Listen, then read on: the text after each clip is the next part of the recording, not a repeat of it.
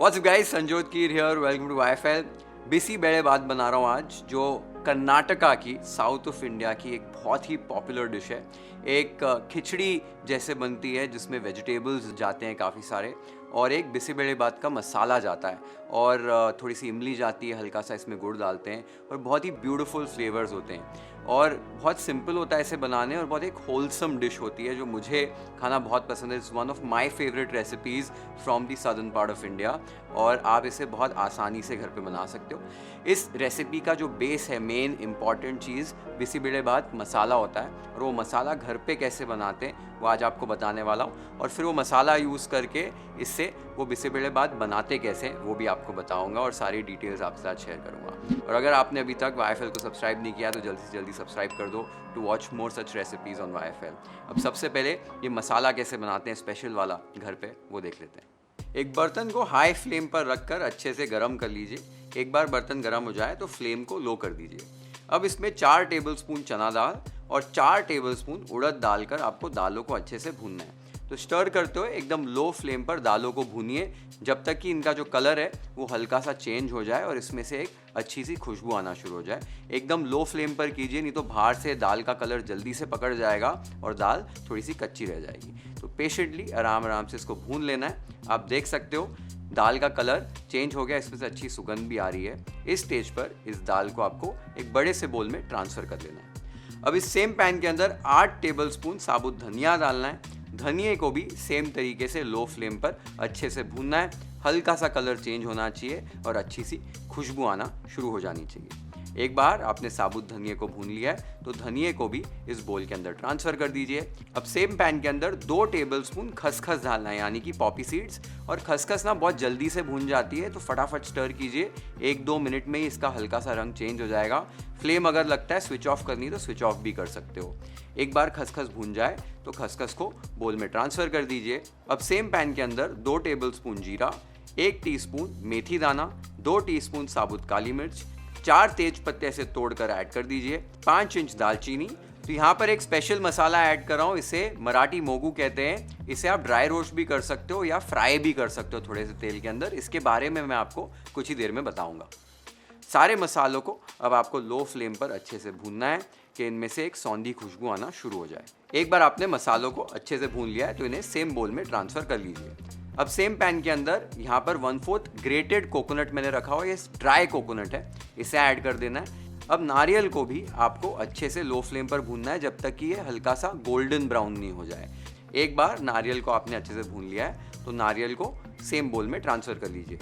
अब same pan के अंदर एक लास्ट चीज़ रह गई है, 1 टीस्पून आपने तेल ऐड करना है। साथ ही में 30 बेड़गी चिली यहाँ पर मैं ऐड कर रहा हूँ। मिर्चियों को ऐड करके आपको स्टर करते हुए मिर्चियों को अच्छे से भूनना है। ध्यान देना है कि मिर्चियाँ जलनी नहीं चाहिए। बेड़गी मिर्च में कलर भी अच्छा होता है और स्पाइसीनेस भी अच्छी होती है, तो एक परफेक्ट कॉम्बिनेशन है कलर और स्पाइस के लिए। एक बार आपने मिर्चियों को अच्छे से भून लिया है तो मिर्चियों को भी सेम बोल में ट्रांसफ़र कर लीजिए। इन सारी चीज़ों के अलावा 1 टीस्पून इसमें हींग भी ऐड कर देनी है। सारे मसालों को अच्छे से ठंडा कर लेना है ग्राइंड करने से पहले, और इन सारे मसालों को आपको एक फाइन पाउडर में पीस लेना है। ये आप देख सकते हो मैंने मसाले को पीस लिया एकदम फाइन पाउडर में, और ये हमारा बिसीबेड़े बात मसाला रेडी हो गया है। इस मसाले को एक एयर टाइट कंटेनर में आप स्टोर करके रख सकते हो, 2-3 महीने तक ख़राब नहीं होता है, और कई बार आप इससे बिसीबेड़े बात बना पाएंगे। तो बिसीबेड़े बात का मसाला हमारा जो है वो रेडी हो गया है। थोड़ा सा प्रोसेस ज़रूर है, इंग्रेडिएंट्स भी काफ़ी लगते हैं, लेकिन एक बार आपने बना लिया है तो काफ़ी समय तक आप इससे ये बिसीबेड़े बात बना सकते हो। लगभग 8-9 बार 10 बार बना लोगे आप, उतनी क्वांटिटी बन जाती है। लगभग 300 ग्राम मसाला इससे बन जाता है। अब अगर ये मसाला नहीं बनाना चाहते हो घर पे तो और एक ऑप्शन है, ये रेडी भी मार्केट में मिलता है। आप मार्केट से एक बार मसाला ख़रीद लिए, उसके बाद उससे यूज़ कैसे करना है, उससे ये बिसीबेड़े बात बनाना कैसे है वो आगे मैं बताने वाला हूँ। अब इस मसाले में कुछ चीज़ें होती है, हर एक फैमिली की हर एक जगह की रेसिपी थोड़ी सी अलग होती है। कुछ मसाले आगे पीछे होते हैं जिसमें जावित्री, इलायची, जायफल ऐड किया जाता है, कई बारी लौंग ऐड की जाती है, कई बारी नारियल कुछ लोग ऐड नहीं करते हैं, तड़के में ऐड करते हैं। कड़ी पत्ता यहाँ पर ऐड करते हैं, या अगर यहाँ नहीं ऐड कर रहे हैं तो तड़के में ऐड करते हैं। तो ऐसे कुछ डिफरेंसेस होते हैं। जो एक मैंने स्पेशल स्पाइस यूज़ किया है, मराठी मोगू जिसे कहते हैं, जिसे कपोक बड्स भी कहा जाता है। एक अर्दी सा फ्लेवर उसका होता है और वो स्पेशली कर्नाटक की कुजीन में या चेट्टीनाड कुजीन में भी यूज़ किया जाता है और इस मसाले में स्पेसिफिकली यूज़ किया जाता है। अगर आपको नहीं मिलता है तो आप अवॉइड भी कर सकते हैं। उसकी जगह पर कई लोग लौंग भी यूज़ करते हैं, तो लौंग भी ऐड कर सकते हैं। ये सारी चीज़ें मसाले की आपको मैंने बता दी। और एक चीज़, कुछ लोगों को अगर ये स्पाइसी बनाना होता है मसाला, तो तीखी वाली मिर्च भी थोड़ी इसमें डालते हैं इस मसाले को स्पाइसी बनाने के लिए। इसे अच्छे से स्टोर करके रख सकते हो, जैसे मैंने आपको पहले बताया था। और इसको यूज़ कैसे करना है मैं अब आपको बताने वाला हूँ। आगे का प्रोसेस क्या है वो देख लेते हैं। एक बोल के अंदर 3/4 कप तुअर दाल और 1 कप चावल लेना है। दाल और चावल के अंदर अब पानी डालकर अच्छे से दाल और चावल को धो लेना है। चावल मैंने सोना मसूरी यूज़ किया है, आप कोई भी छोटा चावल इसमें यूज़ कर सकते हैं। अच्छे से धो लीजिए 1 से 2 बार चावल और दाल को। मैंने यहाँ पर अच्छे से धो लिया है। अब आपको एक प्रेशर कुकर ले लेना है और इस दाल और चावल को प्रेशर कुकर में ऐड कर देना है। साथ ही में यहाँ पर 2 मीडियम साइज़ की गाजर मैंने ऐसे रफली डाइस कर ली थी, उसे ऐड कर दीजिए।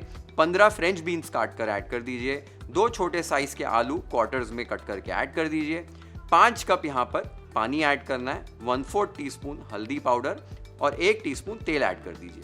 फिर प्रेशर कुकर का ढक्कन लगा दीजिए और 3 से 4 विसल होने तक मीडियम हाई फ्लेम पर आपको इसे प्रेशर कुक कर लेना है।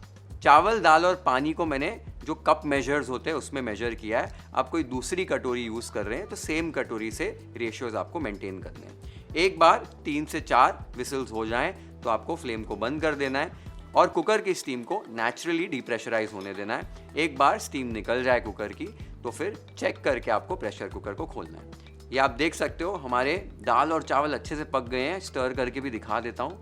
ये आप देख सकते हो वेजिटेबल्स भी अच्छे से पक गई हैं। तो अब इस स्टेज पर आपको इसे साइड पर रख देना है और आगे की तड़के की तैयारी कर लेनी है। तो अभी का जो हमने प्रोसेस किया है, जैसे हम रेगुलर खिचड़ी बनाते हैं घर पे, वही ये प्रोसेस है।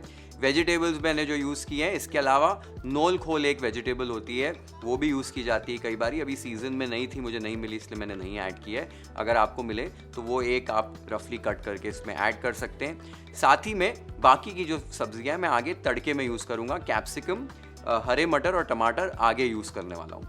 अब और एक चीज़ है, कुछ लोग क्या है ना, इसी प्रेशर कुकर के अंदर सारे मसाले डाल देते हैं, सारी चीज़ें एक साथ डाल देते हैं और कुक कर लेते हैं और फिर उसके बाद सिर्फ एक बेसिक सा तड़का देते हैं, थोड़ा सा प्रोसेस शॉर्ट करने के लिए। वो भी तरीका सही है। कभी अगर आप जल्दी में हो तो आगे का जो प्रोसेस मैं करूँगा वो कुकर में ही कर लीजिए, एक साथ सीटी दे दीजिए और फिर बाद में पानी डाल के आप कंसिस्टेंसी एडजस्ट कर सकते हैं। मुझे लगता है कि वो तड़का अलग से बनाकर जब भी इसमें मिक्स करें ये दाल, चावल और ये सब्जियाँ, तो फ्लेवर्स थोड़े से और खुल के आते हैं। तो इसलिए मैं ये प्रोसेस का इस्तेमाल कर रहा हूँ।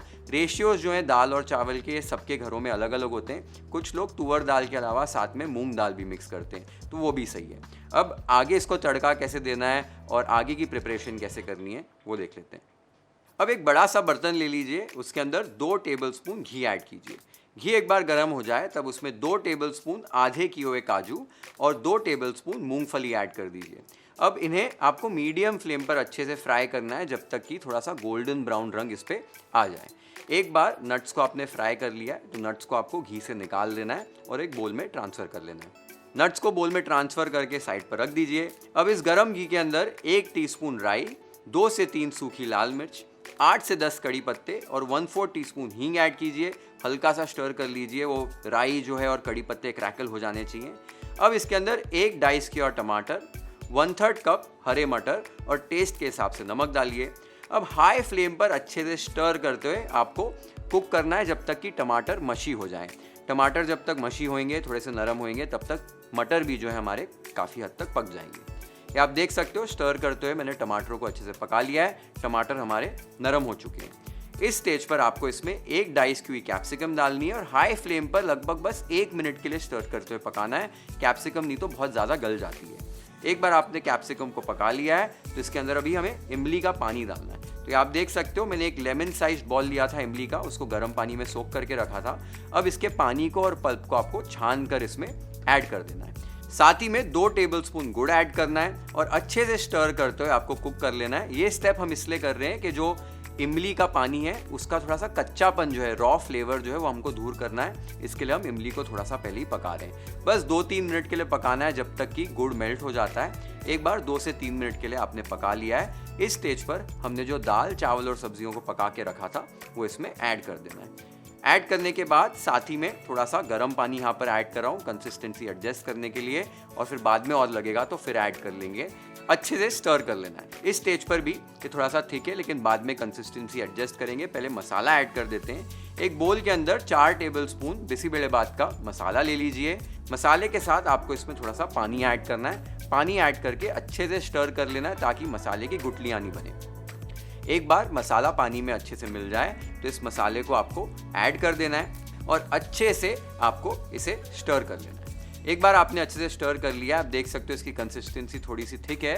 कंसिस्टेंसी एडजस्ट करने के लिए इसमें मैं गर्म पानी ऐड कर रहा हूँ। एक ढीली सी खिचड़ी जैसी कंसिस्टेंसी इसकी होनी चाहिए। आप देख सकते हो मैंने कंसिस्टेंसी इसकी एडजस्ट कर ली और कैसी कंसिस्टेंसी है, ऐसी ही कंसिस्टेंसी इसकी होनी चाहिए। अब इस स्टेज पर आपको इसे टेस्ट कर लेना है। टेस्ट करके नमक आपको एडजस्ट कर लेना है। अच्छे से स्टर करके बस 2 से 3 मिनट के लिए आपको पकाना है, बहुत ज़्यादा पकाना नहीं है। और एक बार आपने इसे पका लिया है उसके बाद भी आप देख सकते हो इसकी कंसिस्टेंसी कैसी है, ऐसी ही कंसिस्टेंसी इसकी रहनी चाहिए। पर्सनल प्रेफरेंसेस के हिसाब से आप इसे एडजस्ट कर सकते हैं।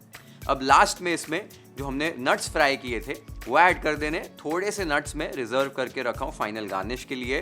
साथ ही में ताज़ा कटा हुआ धनिया ऐड करना है। अच्छे से इसे स्टर कर लेना है और ये आप देख सकते हो बिसीबेलेबात रेडी हो गई है। इसे प्लेट कर लेते हैं वाईएफएल स्टाइल।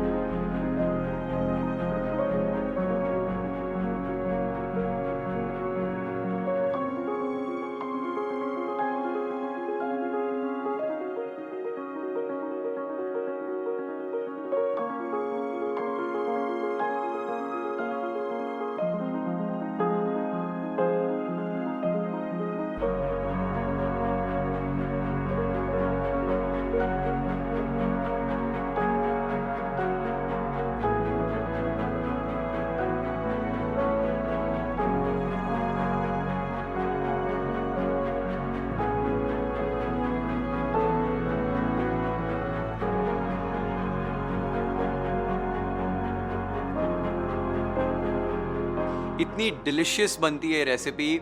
और खिचड़ी जैसे खाते हैं ना, हम यूजुअली बोलते हैं यार खिचड़ी बहुत बेसिक सी चीज़ होती है, बट ये जब आप बिसीबेलेबात बना के खाओगे इतने फ्लेवर्स होते हैं इसके अंदर। थोड़ा सा खट्टा, थोड़ा सा मीठा, थोड़ा सा तीखा, परफेक्ट बैलेंस होता है। इतनी सब्जियां होती हैं, बहुत हेल्दी होता है ये खाने में, तो ज़रूर बना कर खाइए। आपने देखा मैंने इसे सर्व कैसे किया, ऊपर वो बूंदी डाली थी, नट्स डाले थे, ऊपर से घी डालना है आपको, देसी घी।